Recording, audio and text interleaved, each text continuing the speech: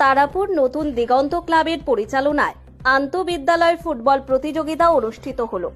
শিক্ষায় পিছিয়ে পড়ার পাশাপাশি ছাত্রছাত্রীদের সঙ্গে আবার বাসা বেঁধেছে নতুন এক উপদ্রব, মোবাইল ফোন আসক্তি।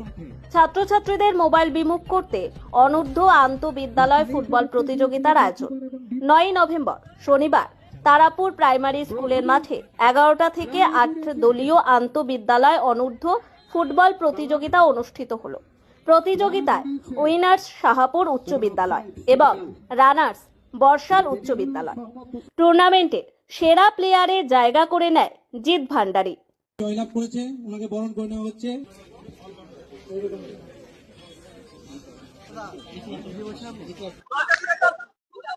তারাপুর নতুন দিগন্ত ক্লাবের পরিচালনায় অনূর্ধ্ব অর্থাৎ 18 আন্তঃবিদ্যালয় ফুটবল প্রতিযোগিতা। এই মুহূর্তে আমরা দাঁড়িয়ে রয়েছি